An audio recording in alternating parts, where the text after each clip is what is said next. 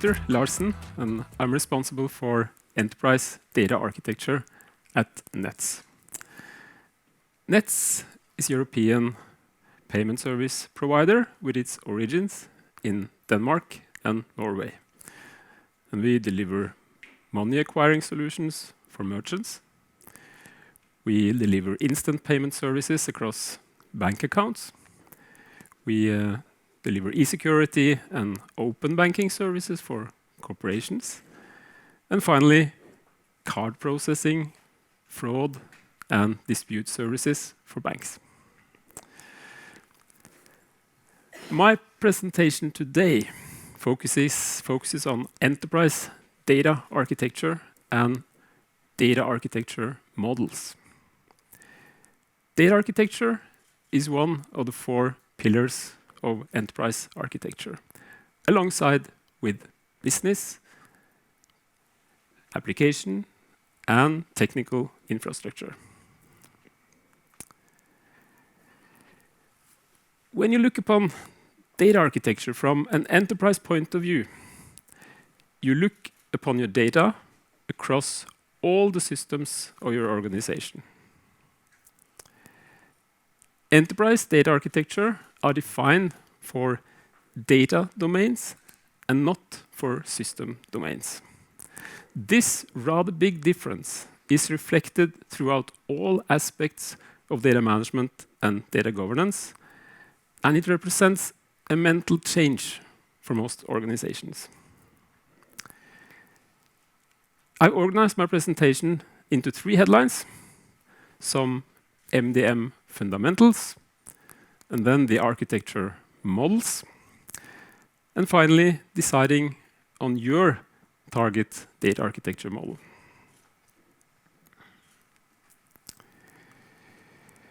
Before we continue, we have to align our terminology. We all talk about master data management, but 2 individuals almost never have the same understanding of these terms. Just want to make sure that we are aligned to the level needed to make the rest of my presentation meaningful.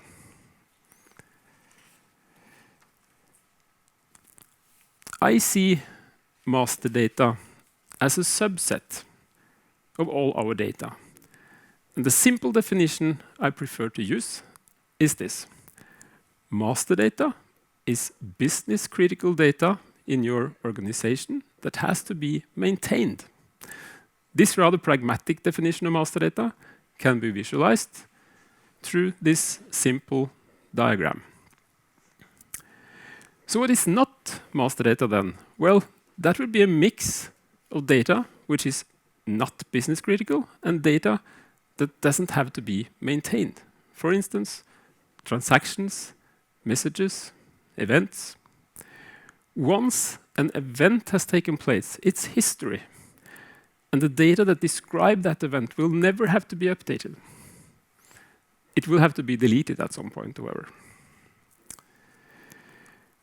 But why is it so important to distinguish so clearly between data that will be maintained and data that will not? The simple answer to this question is that the minute you start to maintain data, you might end up with 2 different versions of the truth. That's something you in most cases would like to avoid, and in any case, something you would need to understand and manage. All your data has to be managed, and there are several different data disciplines to care about: quality, lifecycle management, retention, ownership and governance, and the data architecture. And for all the maintained data, we need to put extra focus on data architecture and data lifecycle management. So what about the other split then? Business critical versus not so critical? This is just a matter of prioritizing.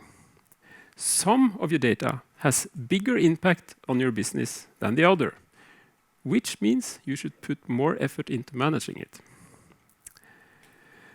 There is, of course, no exact border between critical and not so critical.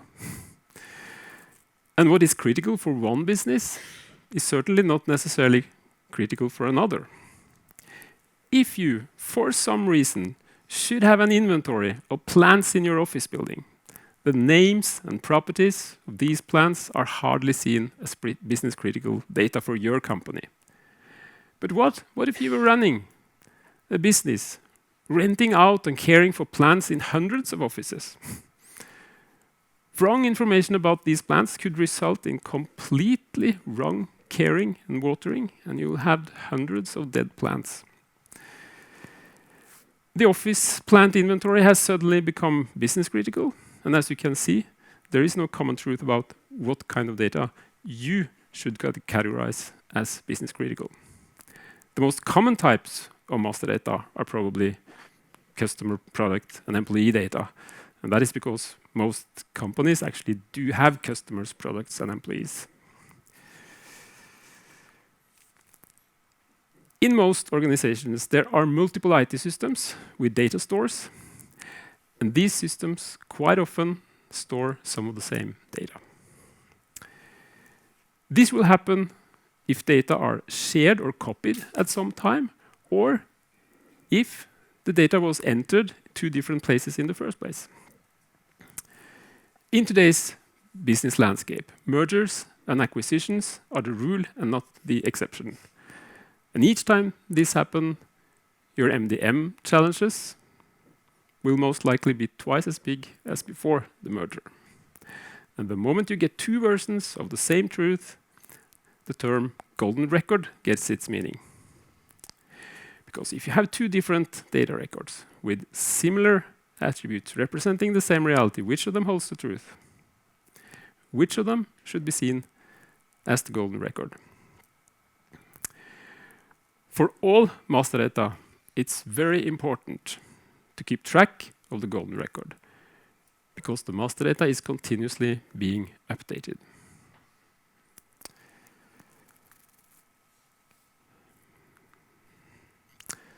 To be able to discuss enterprise data architecture and to be able to identify and compare different options, it makes a lot of sense to introduce a limited number of basic data architecture models, which can be illustrated and explained. These models are useful both to understand and to document, but also to decide on your target data architecture. Models that can be illustrated are much easier to discuss and makes you less dependent on the terminology alone. Before I introduce the actual models, I need to say a few words about operational versus derived data. With operational data, I mean data which is still hot, still maintained, and still in operational use. The derived data originates from the operational data, and it's a common denominator for lots of different things. It can be historical, calculated, enriched, denormalized, or just plain copies of the operational data. What they have in common is that they are assembled to be read, analyzed, and distributed further, and not to be maintained. Derived data must be handled differently from a data architecture point of view, and you will end up with different architecture for your derived data, both technical and infrastructure-wise, but also when it comes to data architecture. This presentation focuses on the challenges that we are facing with the operational master data and the environment where the master data is still being maintained.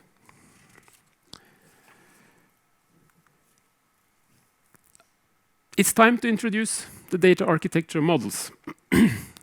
I will start with 3 models with no overlapping master data, and the first model I've just called single storage. Within this model, the data within a specific data domain, for instance all your customers, are entered, stored, and maintained in one single data store. With this model, there will be no problems with multiple instances of the same data object unless it's possible to enter duplicates into the same system.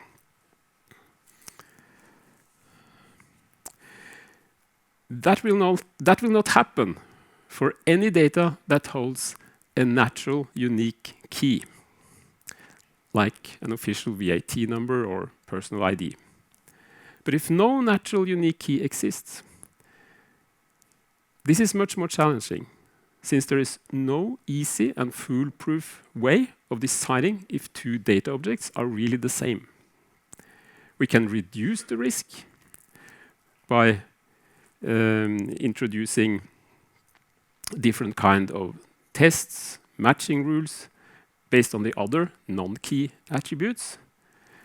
But in any way, these problems are easier to detect and solve with a single storage model, since all the data are kept and maintained in the same place.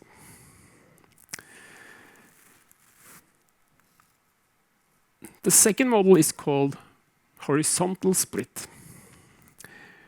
Within this model, the data are split horizontally based on a non-overlapping category or code. And data within each category is stored and maintained in separate systems with no overlap. This split can be made based on geography, size, industry code, or any other unambiguous categorization which is relevant for this data domain. All the systems acting here can create new entities whenever they want, as long as the new data object belongs to the category assigned to that system. Model 3, I guess you have already guessed that. It's called vertical split. And within this model, the data are split vertically, and different groups of attributes are entered and maintained in different systems. If you want to make some of the attributes which is maintained in one system visible in any of the others, you will need one-way data synchronization between those systems. A new challenge pops up with this model, and that is the issue with primary keys and where new data entities can be created. If certain attributes are mandatory, then only the system holding or owning these mandatory attributes can assign new keys and assign new or create new records.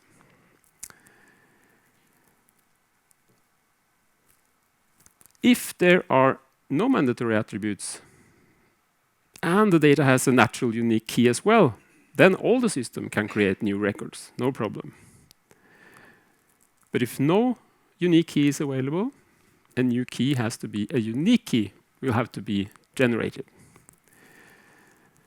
The system owning the mandatory attributes may act as a key generator and it has to be called by the other systems when they need to create new records.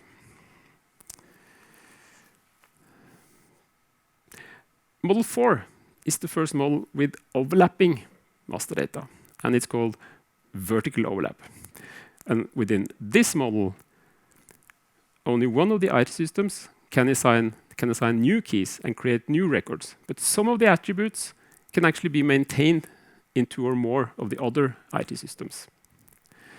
The main challenge, if you want to keep your data consistent within this model, is to decide on updating rules and principles. The simplest alternative would be the last updated.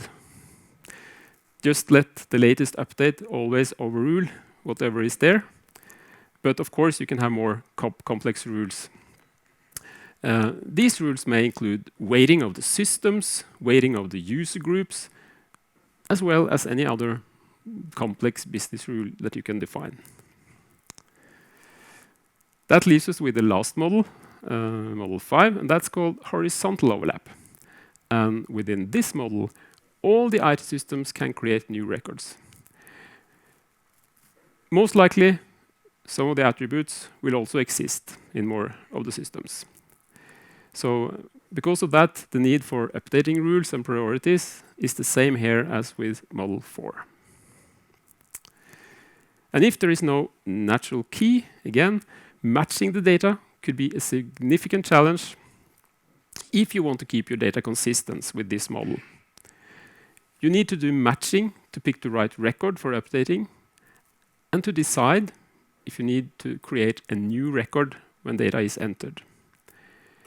Matching criteria and matching algorithms, that's really a science of its own and will require careful tuning to make successful matching. This is one of the common capabilities of dedicated MDM solutions. But be aware that even with the most advanced tool, you will need to do parameterizing and tuning to be able to deliver the expected results. Let's make a quick summary of the 5 models that I've just shown you. The first 3 models have no data redundancy or data overlap by default. They all have unique golden records and attributes. The third model will need common key generation and key distribution if there is no natural key. The last 2 models, they both have data redundancy by default. Model 4 have vertical overlap, have attribute redundancy with no golden attributes, and will need consolidation of attribute values based on priorities, and it will also need two-way data synchronization to keep consistent data. Model 5 have horizontal overlap, record redundancy, and of course no golden records. In most cases, Model 5 will also have the same issue as number 4 with attribute redundancy. So Model 5 will also need record matching, it will need attribute consolidation, and it will need two-way data synchronization if you want or if you need to have a consistent or complete set of data. Changing your data architecture model for a data domain on a corporate level could be both challenging, time-consuming, and very expensive. Your first task must be to choose and agree on the scope for a change like this. Which data domain do you actually have to address? And defining scope in the data dimension requires some kind of common data catalog or breakdown structure, at least on a high level. If you're more or less blank when it comes to a common data catalog, you could pick an industry standard model as your starting point. The top level of the data catalog that we have established in Nets is inspired by the so-called FSLDM model from Teradata. This is an industry standard model aimed at the financial industry and is one of several models that is available. When you have agreed on the data catalog and at least the upper level data domains, then you can start planning and to decide where you will focus and start. This should be a data domain with known challenges and pains and with a significant improvement potential. And when you have picked the domain or the domains that you want to address, it's time to look into data architecture models. And your starting point must be to understand what your current data architecture model looks like. You will have to understand the model for each of the data domains that you want to address. Some pains are common for all data architecture models. If the data holds no natural key, you will most likely end up with duplicates. Other common pains are the regular data quality issues like wrong, missing, or inconsistent attribute values. If you have a Model 2 situation and you have split your data on categories, your problems may relate from ambitious categories or even missing categorization. With Model 3, you get this additional challenge with choosing the key generating system and also how to distribute these keys. If the attributes are overlapping, as they very often will do, and you're not able to define one system as master for each of the attribute groups, you have a Model 4 situation. And if 2 or more systems are allowed to create new instances of the same data object, you have the most complex, but still quite common, Model 5 architecture.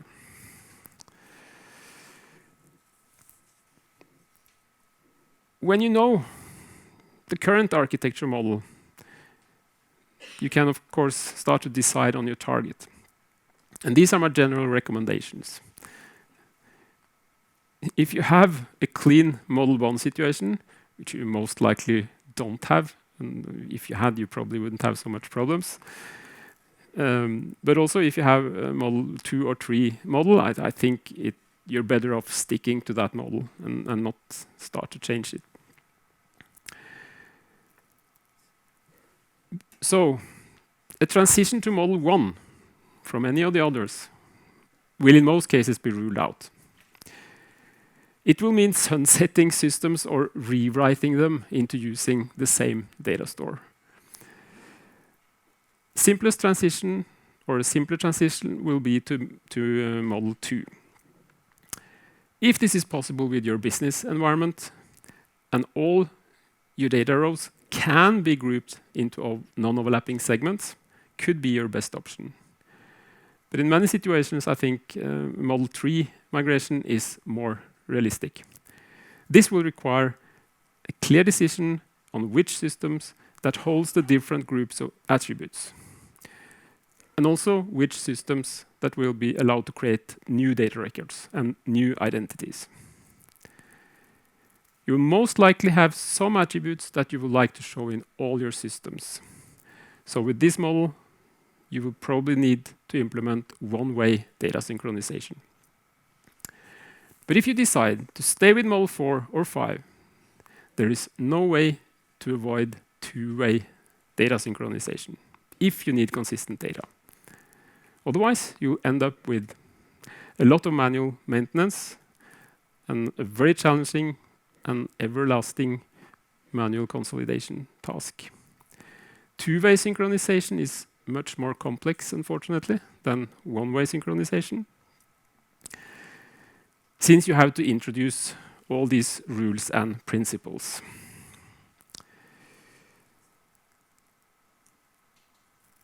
So if you opt for Model 4 or 5 and still need consistent data, you most likely have to introduce a dedicated MDM solution to stay consistent.